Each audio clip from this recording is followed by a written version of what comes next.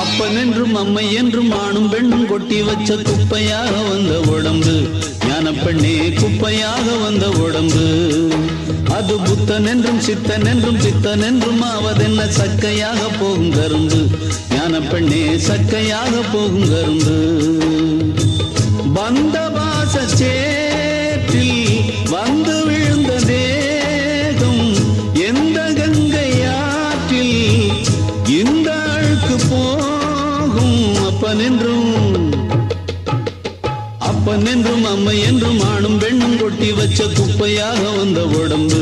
ஞான பெண்ணே குப்பையாக வந்த உடம்பு